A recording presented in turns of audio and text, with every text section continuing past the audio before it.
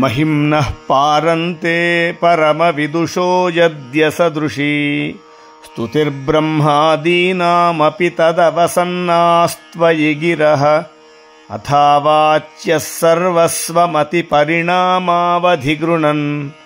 ममाप्येष स्तोत्रे हरनिरपवादः परिकरः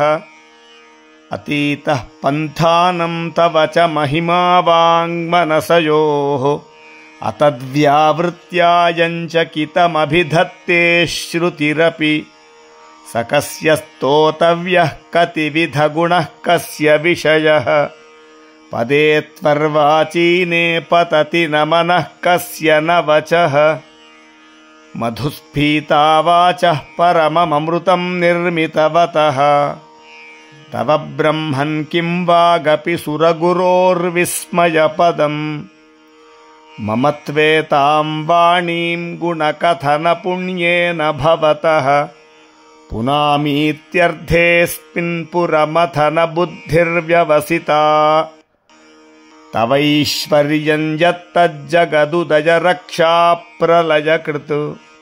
त्रयीवस्तु व्यस्तं तिसृषु गुणभिन्नासु तनुषु अभव्यानामस्मिन् वरद रमणीयामरमणीम् विहन्तुं व्याक्रोशीं विदधत इहैके जडधियः।